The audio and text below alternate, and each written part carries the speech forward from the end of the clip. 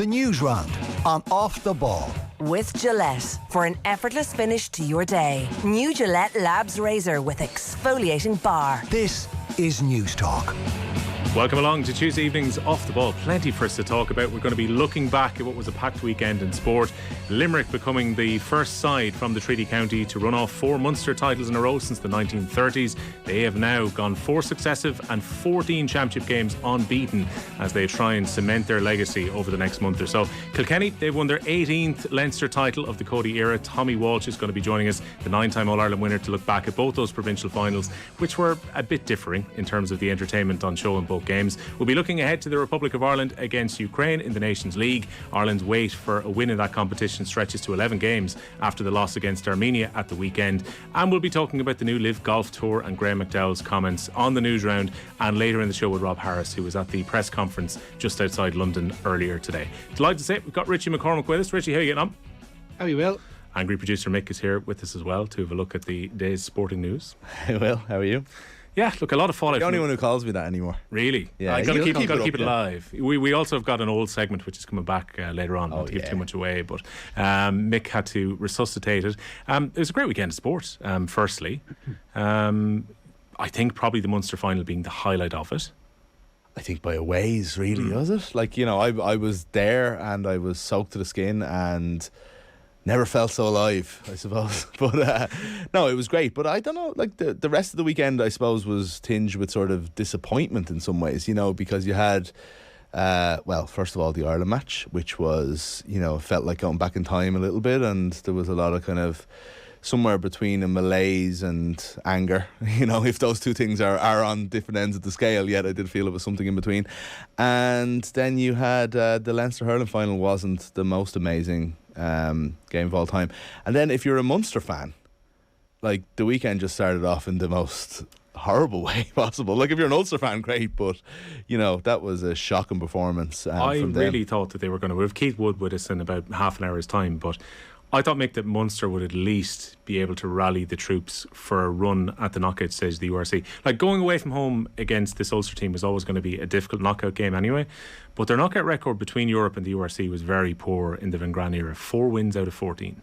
Wow, that's a good stat, yeah. I think a lot of Munster fans at this stage are happy to see the end of the Van Gran era, whether that was the issue or not. A new start was definitely needed.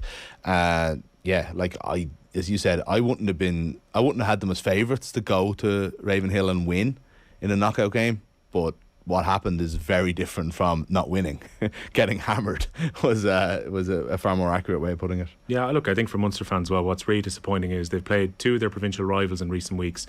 They played Leinster's effective third team, which would have given them, if they had won that game, the possibility of getting a home quarter-final. With the way the other results were looking, they were well beaten by a much understrength Leinster team, and then they go and get played off the park by Ulster. So yeah, I don't know how much of it, Mick, comes down to the fact too that it's felt like a long goodbye with Van Gran and the coaching team, because it was announced so early that he was going to Bath, that it's been inevitable for these players, and knowing that Damien de Allende was going to leave, that they've kind of just sleepwalked into the summer. Yeah, once the penalty shootout ended, I guess it you know, against Toulouse, it kind of felt like the season was somewhat over, but just there was a lot to play for. You know, Glasgow were never going to go and win the URC, by the way, but if they had, Munster wouldn't be in the Heineken Cup next year, you know, so there was still something. Are you trying to for. say that Munster fans now need to be thankful to Leinster for booking their spot in Europe next year? Yeah, possibly, yeah. Leinster or the other 2 teams that would have beaten Glasgow if they'd somehow got through. Well, we had 2 very one-sided French Open finals, but it probably just made it easier maybe to focus on some of it. We'll be able to well, Rafa Nadal, I suppose, does at least come into the conversation if you're talking about an amazing weekend of sport. Just the achievement alone. Like, 2 players is so dominant now. Like, she's won 6 tournaments this year. I think that's 16 matches that she's won in a row now at this stage, and she's won 6 ranking events. Like, that is just absolutely remarkable, the dominance that she's had. And then, look, Rafa's got 22. If the guy didn't walk outside of Roland Garros for his entire career, he'd still be right up there towards the Roll of Honour for Grand Slams. Such is his success there. 14. Like, how many players in history would you say, now this is on average, have played in 14 French Opens? Go on, Richie. You know, help us out here. To be fair, there'd be enough.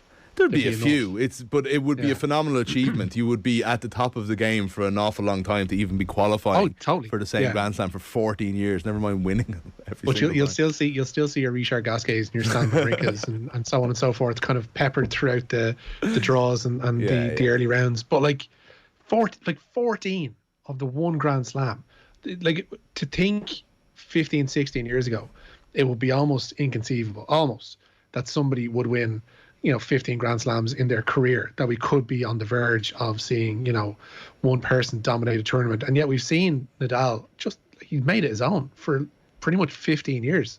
It's not as if it's 14 over 21. It's like 14 out of 15, something silly like that. It's like a ridiculous level, a ridiculous hit rate.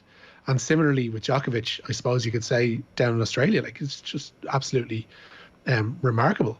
It's like this era is something like, and it bears repeating over and over again, because it will end in the next year or two once Federer finally retires, and once Nadal, like his body is starting to slowly kind of chip away at him, and Djokovic obviously too. Like once that's gone, it's like it's not coming back. Like we're not going to see anything like this ever again, and it's just something to absolutely revel in. We get another Grand Slam just around the corner, obviously enough, which is slightly different, obviously, because but it doesn't count anymore, Richie, because it doesn't have any ranking points. So no Russians, no Belarusians, so it's not a real tournament. No rankings, no prestige to SW19 whatsoever. I wonder as well, Rich, does it take away from Nadal in any way the fact that he has been so dominant in one tournament? The debates are going to go on and on. I think it's very unlikely that Federer is going to add to his total now, but he's probably got a wider variety. But the French Open's missing. Does it matter at all in the debate that Nadal has landed more than half? Go on, Mick. No. He has one French. I don't think so. Especially not Nadal. No, like I think any thoughts that he was a kind of a clay court specialist and that's where he was only going to profit died in 2008 when he beat Nadal in that remarkable, or we did beat Federer in that remarkable final of Wimbledon. Like the fact that he was able to win Wimbledon, which is like hard court is one thing. Grass is just a freak because you get to play in it for 3 weeks a year. And to go and win a Grand Slam on it, win in 5 sets and beat the best player to ever play on grass, I don't think you can question whether or not he's decent on any other surface. Yeah, and even the best Slam final ever too. Yeah, the one that went to in the dark. I remember. Of any, that's still the best of anything ever I've ever seen. To be honest. But the year before he made the final, remember, and it was like that was when we thought like, oh, he's the clay court Federer. That was all it was, and he was like he just willed himself to the final that year and didn't really even know how to play in grass. Got beaten in straight sets, and it was like determined to come back the following year with the and with the goods. That's why I think and I think in fairness it applies to the three of them, that they weren't content to just sort of say I'm a specialist at one or the other, and obviously have had these incredible careers that, as Richie says, is a bit of a one-off, I would say, as an era. Imagine if one or two of them didn't come around at the same time. Would Nadal or Federer or something like that have 40 Grand Slams? There's every chance. There's every chance. Yeah, it's going to be intriguing to see who comes through from the next bunch as well. Like Zverev seems to be very much on the cusp, but then you see how well Nadal played against Zverev, and his record against the big three has been a bit of an issue. So maybe he just has to wait for them to retire before he can properly take over. Republic of Ireland, Richie, we kind of touched on it there at the outset. Like it was a hard enough watch on Saturday, admittedly. Like these are players who are absolutely wrecked. It's a weird situation where there's 4 games in quick succession after a lot of these players are playing for promotion in League One and in the Championship. They've had a long season behind them, and then a whole load of international games come in a fairly short burst. I think first half they played pretty okay. I mean, and then the heat really started to catch up in the second half, and Ireland created very little in the second half in Yerevan. Yeah, this time last week I was sat in 33, 34 degree heat, and sitting was a chore. I can't imagine what it was like to run around for 90 minutes with a polyester t-shirt on your back. It's not pretty, but it shouldn't be. Like it's not a major factor. Armenia weren't good, and I think the fact that we had so much of the ball in the first half, dominated so much possession in the first half, I think kind of proves that they really should have taken their chances, and they did not move the ball near quick enough, especially in the first half. Actually, I know the second half is Stephen Kenny's major bugbear, but the first half, like they didn't move it was so pedestrian. And there is a way of playing football whereby you use the ball, make that work quickly, and you don't have to necessarily run the legs off yourself. And they didn't do that. They were too happy to really lumber the ball out towards the wide right, get the ball into the box and see it then cleared, and watch Armenia break at pace, get the ball back in their own half and build again. And it was repeat. And it was bound to sap the energy out of them, the way they were actually playing, because they were just taking too much out of the ball and too much out of themselves. I also question as to how tired the Irish players were. You look at that starting team, you think Seamus Coleman, tough season. John Egan would have played a lot of games and went to the playoffs. And, Troy Parrott played a lot of games. I think other than that, can't really think of anybody in the starting team. I might be missing someone. Benny probably played a good bit. Benny would have played a lot and went to the playoffs as well. But I think the bigger issue is actually the international break is basically happening for an awful lot of players. If you're not in the Champions League final or you're not in the Premier League especially, it's taking place halfway through your summer holidays. They'll have as much of a break before the internationals as they will after, before they get back into pre-season. It's a long time since they've played. I don't think any of that's an excuse. I think Richie touched on how poor the performance is, and we're probably going to talk about it a lot over the course of the show tonight. But I think it is an interesting one. It's like, how are they supposed to get to the pitch of this? Like, they've had, when was the last time Jeff Hendrick played a game?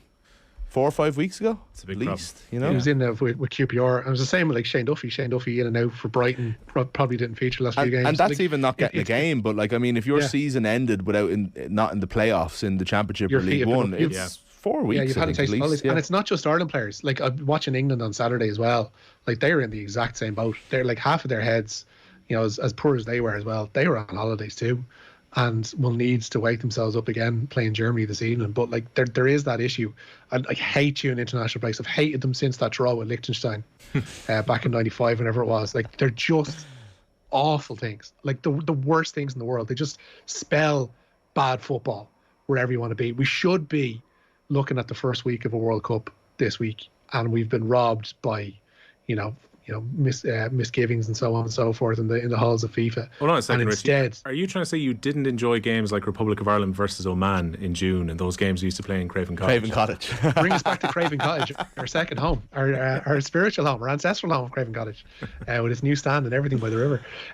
No, they're just pointless. I want a World Cup. I want the first week of a World Cup this week, and I've been robbed. It really hit home, Mick, actually, yesterday when I saw people putting up, this should have been the first round of group games of the World Cup. And you're just there going, And now we've got a month or at least 3 weeks of World Cup memories and anniversaries that are going to come up, and we're all, hold on, this is the World Cup year. Why are we not currently experiencing this? But look, at least we get to enjoy our GA championship before it's all over in like 3 or 4 weeks. This is true. So basically what you're saying is the split season was actually perfect. It's fit into this year, yeah. There you go. It's fit into this wonderful gap where it would have been in a terrible position if the World Cup had been taking place. So thank you, Qatar, for saving the GA games this weekend. Like the GA games this weekend, Mick, that doubleheader in Croke Park, we were talking about this outside a few minutes ago. It makes absolutely no sense. 2 Western teams being brought across to Croke Park for an afternoon game in Dublin at a time when diesel's about $2 a litre in most places currently. You can't get a hotel room in Dublin for loving or money. Come to Croke Park for a more than half empty experience this Saturday in the football qualifiers. Yeah, so Croke Park should be special. It should be finals, semi-finals, provincial finals, not a bloody round 2 qualifier. Yeah. Look, the devil's advocate might be, if you're Clare Roscommon, how many opportunities do you have to play in Croke Park? There's also like nobody wants any games in Croke Park at the moment. There's a danger of becoming a white elephant if the GEA listen to us in every time we only want a game. They're like being an All-Ireland final or whatever, maybe a semi-final at this stage. But this makes no sense. So I was waiting around for the fixtures to come out because I was thinking they're going to put the Ulster game and the Mayo Kildare game as a double header there, and it's going to be really unfair, but look, it makes sense. And then I was saying to you outside, I first saw the Ulster fixture set for Clonus, Donegal and Armagh. I was like, oh, they've made a progressive decision here. Great. And then I was like, hold on. Clare and Roscommon. Clare, for all the love in the world, and I love this team and I love Comcons, they don't have a big support. For a start, there was less than 3,000 at the Clare Limerick game in Ennis. I don't know what the attendance was this weekend against Meath, but it wasn't too great. That's for home games. They're not going to bring a huge amount of people to Croke Park. TV. It's going to be on TV. It's a double header. I'd imagine that the TV company, in any TV company, be it RT or Sky, it's Sky in this case, would prefer to have a double header for the sake of one OB unit, crew, and cameras, not have to, it's a cost-saving exercise. It's ridiculous for the fans of Roscommon and Clare who do want to go to this game. Look, Mayo and Kildare are in the same boat. Obviously, it's a game at least slightly more worthy of it. Oh, it's absolutely shocking. The thing is, the atmosphere is going to be horrific at the first game, because I think Mayo fans will travel, because they always do. We'll probably have a thing of it'll be like 38,000 or something like that, and they'll be like, that's a decent figure. So this game had that, and this is, you know, compared to this, that'll be the second game. Exactly. How many of them are going to be there for the first game? Yeah. Well, there you go. I've actually I said this to Joe a couple of weeks ago. Double headers, as a general rule, annoy the crap out of me. I think they're for a fan point of view, they're absolutely pointless. So few people are going to those games as neutrals, even the ones that do they want to spend 5 hours in the ground with a big 45-minute gap in between the games. Double headers are they're pure TV and the easy option. I don't think they work at all, but especially not a pointless Croke Park double header for like 2 last 12 qualifiers. Yeah, looking at some of the text coming in here on 53106, Simon's in contact. I'm a Rossi who's currently living 10 minutes away from Croker, so doesn't have to make the trip across to Shannon, but the thoughts of going to a 3/4 way empty Croke Park on Saturday is not appealing. Game should have been played until tomorrow. And then they do themselves no favours in terms of optics, and in terms of this is all part of the fact that we often hear the argument as regards the League of Ireland that the facilities and the games don't look good on telly because the stadiums aren't up to snuff, or they're half full, or they're this or that. Seeing a 1/3 full Croke Park does nothing for somebody who's flicking the channels and might stumble upon GEA, like a kid who might stumble upon GEA for the first time. They're not going to be an interested consumer going forward. They're just going to go, what's that? Looks rubbish, move on. This is all part of a wider malaise regarding the GEA and how it covers itself and how it puts itself out there into the world, because it's just they do things because they're handy, not because they'll actually benefit anybody. And that's something that they really need to get rid of, because the crowds will only dwindle further when they're faced with the prospect of crossing the country for a qualifier for no reason at all. Yeah, the viewing experience matters. I mean, the Ulster football final at Clonus the week before last, when that was packed and there was a bit of colour, mightn't have been a game to everybody's taste, but it was absorbing and the crowd were getting into it. Similarly, Clare and Limerick at the weekend, Munster hurling final, famously sold out in 11 minutes, and it was absolutely packed to the rafters. And that adds to the experience. Even if you're at home watching on the TV, it adds to it. It just adds that bit of extra drama as well. Right, time for us to get into the news round itself. It is brought to you by Gillette Labs for an effortless start to your day. We are looking forward, Richie, to the Republic of Ireland against Ukraine. We know the Ireland captain Seamus Coleman's not going to be available. Yeah, he's out of tomorrow night's Nations League game with Ukraine. The Everton fullback sustaining a groin injury, but manager Stephen Kenny says it's too soon to know if Coleman will miss Ireland's other 2 games this month. Saturday's loss away to Armenia ended an 8-game unbeaten run, but Kenny's ruled out knee-jerk reactions in his team selection tomorrow.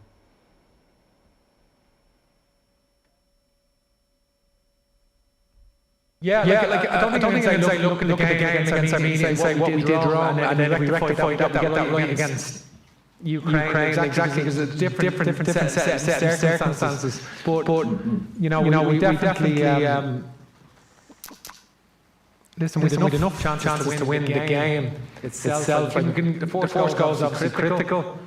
We've seen that in Azerbaijan getting an early goal and winning 3-0, Luxembourg getting a goal, winning 3-0. So we had chances to score, several chances in the first half. Obviously they weren't as clear cut in the second half. We wanted, still had chances, but we weren't creative enough in that last half hour for sure. And they defended well against us, and we only have ourselves to blame in that regard. It's a game that we should have won, should have lost. And so Ukraine's a different challenge, 4-3-3, very attacking 4-3-3. They have the flexibility. They played 3-4-2 as well. Even if they make changes, they've made changes right throughout the campaign. They've rotated their midfield. Shefflin and Sadorchek have played regularly for them, and really good players. The 5 subs they brought on in the games today, very, very strong. So they have a lot of depth, Ukraine, and I think they showed in both games against Scotland. That's what we've seen in the other games, that they have a lot of quality. Yeah, Republic of Ireland boss Stephen Kenny there speaking to the media today. Ukraine coming off the back of contrasting results. Beat Scotland last week in the semi-finals of the playoffs, but then losing out to Wales by 1-0 at the weekend. Richie, we've got some squad news coming out from today as well. Yeah, James Talbot's call up to the Ireland squad to replace the injured Gavin Bazunu means Friday's scheduled SSE Electricity Premier Division meeting of Finn Harris and Bohemians is off. The game between St. Pat's and Shamrock Rovers, meanwhile, which was originally scheduled for Friday, will be played instead on Monday, June 27th. Yeah, Rob Harris was at the press conference earlier about LIV Golf, but some of the former major winners and players who probably won't be going back onto the PGA Tour have been speaking about joining the Saudi-backed league today, Rich. Yeah, Dustin Johnson says he chose what's best for his family in resigning from the PGA Tour to join the Saudi-backed LIV Golf Tour.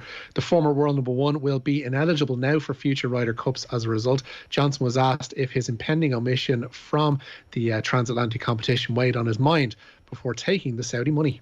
It was, but hopefully, obviously, all things are, subject to change. And, I would just have to agree with what Graham said. Hopefully, at some point it'll change and we'll be able to participate. But if it doesn't, it was another thing that I, really had to think long and hard about. And ultimately I decided to come do this and, play out here. And, like I said, I'm excited about it. And, obviously the Ryder Cup is unbelievable, and it's, something that's definitely meant a lot to me, and, proud to say that I've played and represented my country, and, hopefully I'll, get a chance to do that again, but, I don't make the rules, so. Inevitably people will say, on social media and even in here that you've chosen money over your country. What would be your reply to that?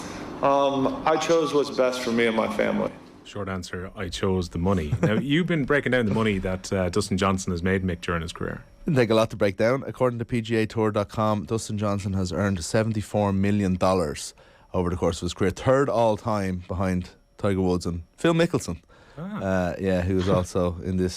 74 million. Like, I know he won the FedEx Cup one year. But still, 15 of the 74. Huge amount of money. Rory's even below him there with like high 60s. So what's best for him and his family is to add to that 74 million. That's before you get to any of his endorsements, of which he has many. I don't know. I don't know whether it's the old socialist in me who thinks that at some point maybe you have enough money to get by and your family's going to be okay. Does that not make him a huge get for the tour, though? Because we all kind of expected that Phil was going to eventually. Johnson's a huge get for this. Like, it's whatever way you want to look at it, if it becomes this PR battle, Johnson's a huge name. He hasn't been playing that well over the last maybe 18 months or, I don't know, maybe since he won the kind of COVID Masters. But, up until that, he was the best player in the world for a good solid 2 years at least. Oh, look, G-Mac's a money-taking guy as well, Richie. What's he had to say? Yeah, Sergio Garcia, Kevin Nash, Charles Schwartzel and Louis Oosthuizen have also resigned from the PGA Tour. They'll all be in the field at the Centurion Club in London this week for the first event on the controversial tour. Graham McDowell, another who'll be there, as you mentioned, and also Dustin Johnson, alluding to him there. He was alongside Dustin Johnson today, fielding questions regarding Saudi Arabia's human rights record. He also inadvertently admitted to helping Saudi Arabia sports wash its international reputation. This has been incredibly polarizing. I think we all agree up here, take the Khashoggi situation, we all agreed that was reprehensible. No one's going to argue that fact. But we're golfers, and speaking personally, I really feel like, golf's a force of good in the world. I just try to be a great role model to kids. I know what the game of golf has taught me. And I love using the game of golf as something to kind of help grow around the world. That's pretty much what we've done for the last 20 years. Be role models to kids. Try and use this game, like I say, as a force of good, really. So we're not politicians. I know you guys hate that expression, but we're really not, unfortunately. And we're professional golfers, and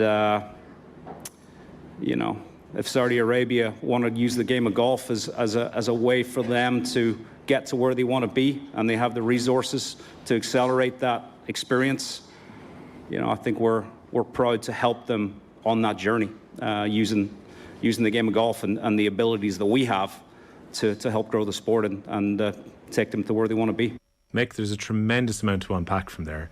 But the first thing is, never before has the phrase "nothing matters" before the word "but" actually come into such sharp focus. Exactly, yeah. We all agree it's reprehensible. Oh my God, such mealy, like you know, obviously the as Richie calls it, the inadvertent backing of sports washing is one thing. It's such mealy-mouthed crap before that, though, because how can he be talking about, oh, we want to be role models for kids, and I've always been a role model, and the game of golf saves the world, and then at the same time go, we're not politicians, we don't have to. He's saying that in the same sentence.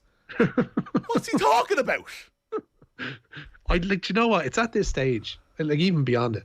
I just say you're doing it for the money. Yes, like, just say you're doing it for the money. There's an argument that that's okay.